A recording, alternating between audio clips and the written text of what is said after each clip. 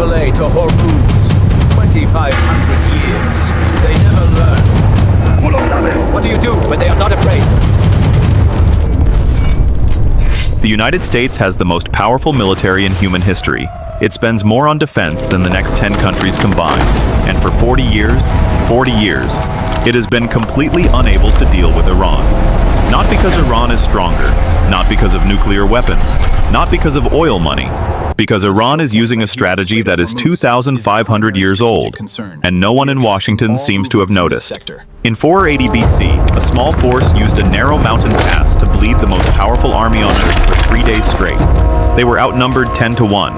They had no air cover, no drones, no nuclear deterrent. They had a choke point, and they had the will to die in it. 2,500 years later, Iran controls the Strait of Hormuz, the most strategically vital waterway on the planet. 20% of the world's oil passes through a corridor barely 30 kilometers wide. And the United States, with the most powerful military in human history, still cannot figure out what to do about it. That is not a coincidence. That is a doctrine. And it is older than Rome, older than Islam, older than the Persian Empire itself. This is the story of the strategy the West keeps ignoring because they don't know their own history, or more accurately, they don't know Iran's. I'm going to show you 3 things in the next 15 minutes that will change how you read every Iran headline for the rest of your life. First, how a battle fought in 480 BC became a living military doctrine. Second, why every round of Western sanctions has made Iran stronger, not weaker, and why that is completely predictable if you know your history. And third, the one thing Iran has that no amount of American military spending can neutralize. We'll get to that at the end. It's not what you think. The year is 480 BC. The Persian Emperor Xerxes commands somewhere between 100,000 and 300,000 soldiers, the largest army the ancient world had ever seen. His father Darius had tried to conquer Greece a decade earlier and failed humiliatingly at the Battle of Marathon. Xerxes inherited that shame like a wound that never healed. He was not just launching a military campaign, he was on a mission of civilizational revenge. Standing in his path was a Spartan king named Leonidas, 300 elite royal guards, and roughly 7,000 allied Greek soldiers. By every conventional military calculation, this was not a battle. This was a scheduled execution. But Leonidas was not fighting a conventional battle. He had chosen a pass called Thermopylae, the Hot Gates, where the terrain compressed Xerxes' massive numerical advantage into total uselessness. At its narrowest point, the pass was approximately 20 meters wide. On one side, sheer cliff dropping into the Aegean Sea. On the other, impassable mountain walls. Xerxes could have 1 million men. They would still have to attack 20 at a time. This is the first principle of what we'll call the Thermopylae Doctrine. Geography is the great equalizer. Choose your ground wisely, and numbers stop mattering. For 2 full days, the Spartan phalanx stopped the Persian war machine cold. Wave after wave of Persian soldiers crashed against the Greek line and died. Xerxes sent his elite immortals, 10,000 of the finest warriors in the empire. All of them were repelled. According to Herodotus, Xerxes leapt from his throne 3 times in rage watching his men get slaughtered. 3 times. Imagine that. The most powerful man on earth, bouncing out of his throne like a spectator watching his team lose. The emperor of the world, humiliated by a wall of shields and 20 meters of rock. The Greeks were not winning through strength. They were winning through discipline, terrain, and a formation perfectly designed for the space they occupied. This is the second principle. Superior training in a controlled environment defeats superior numbers in an open one. On the 3rd day, a local trader named Ephialtes revealed a hidden mountain path that allowed Persian forces to encircle the Greek position. Greeks, Leonidas sent the bulk of his army home. He and his 300 Spartans stayed behind. Not because they had lost, but because someone had to hold the line long enough for Greece to survive. The delay itself was the victory. Leonidas and every Spartan with him died that day. But Greece reorganized, regrouped, and ultimately defeated Xerxes, first at the naval battle of Salamis, then decisively at Plataea. The third and final principle of the doctrine, sacrifice that buys time can change the entire outcome of a war.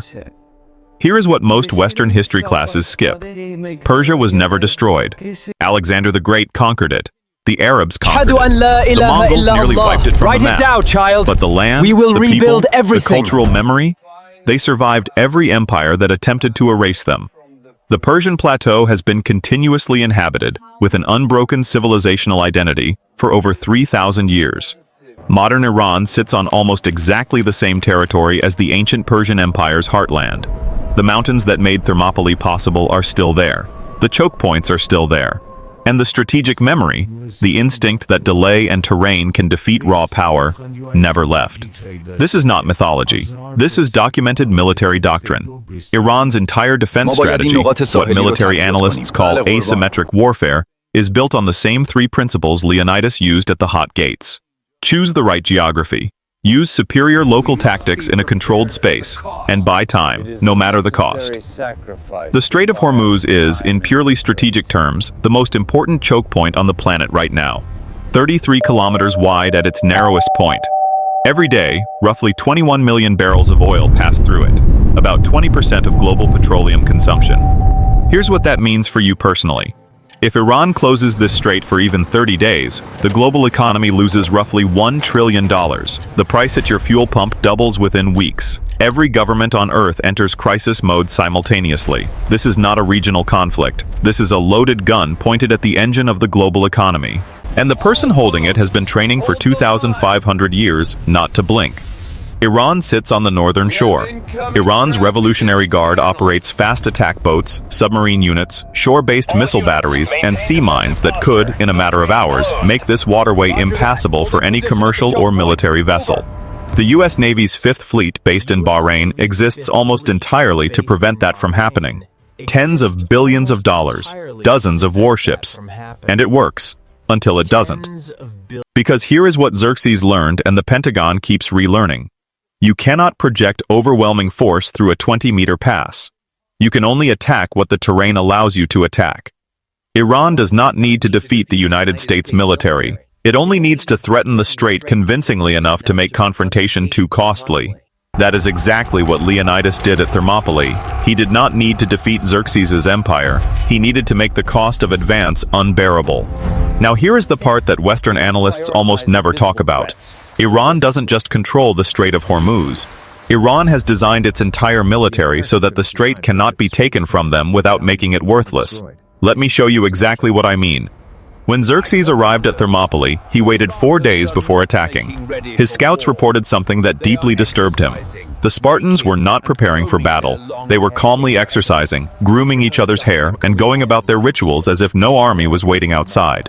Xerxes interpreted this as madness. He sent an envoy demanding they lay down their weapons. Leonidas's reply was 3 words, Malan labe, come and take them.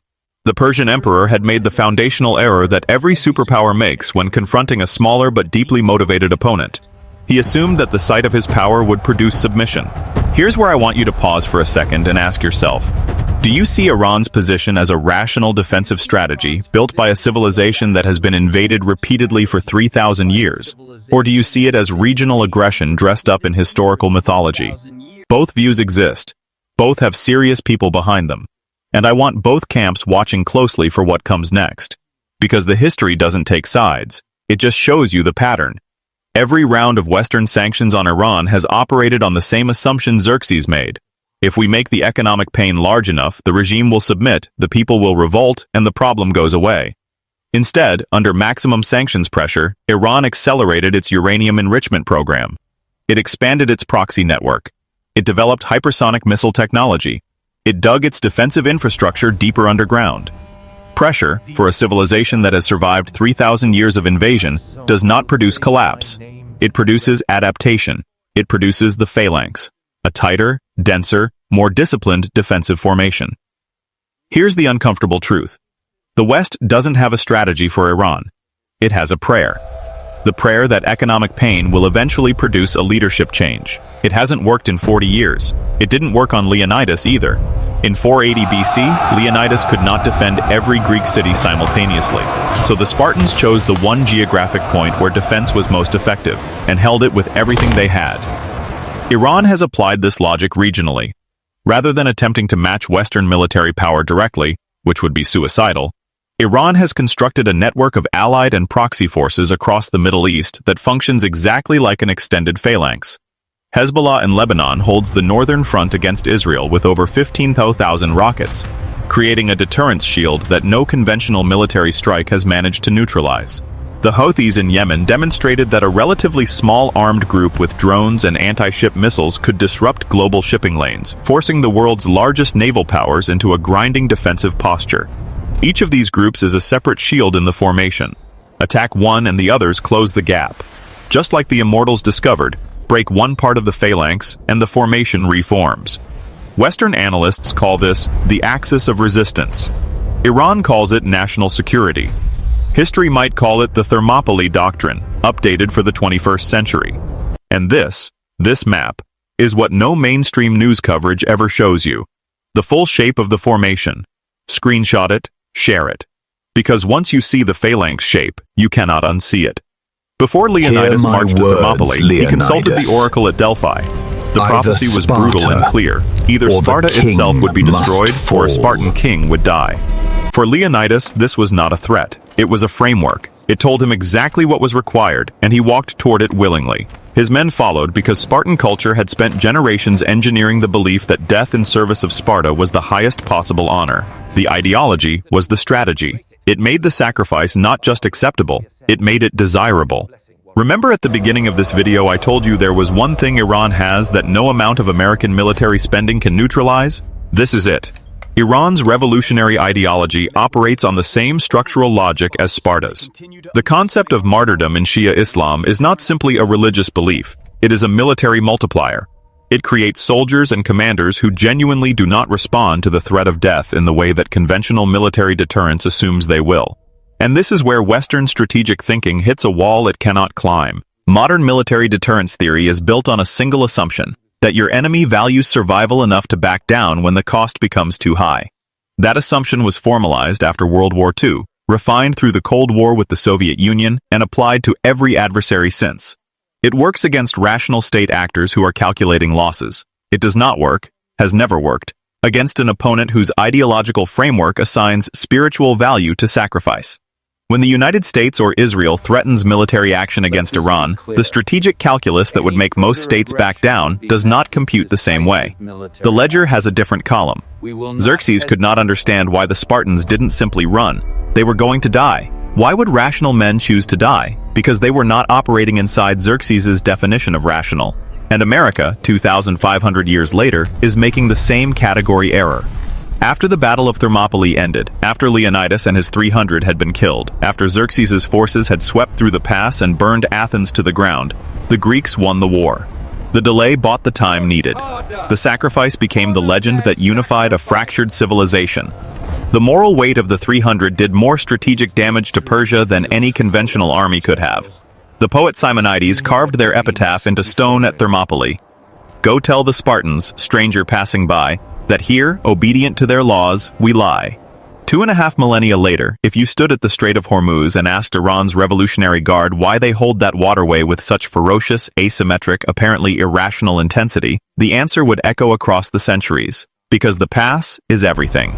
Because a civilization that knows how to hold a pass cannot be conquered, not by Xerxes, not by Alexander, not by the Mongols, not by Britain, and not yet by America. The question for the 21st century is not whether Iran has nuclear weapons. It is not whether sanctions will work. The real question, the one that Xerxes never answered and Western policymakers have not answered either, is this. What do you do when your enemy is not afraid of you?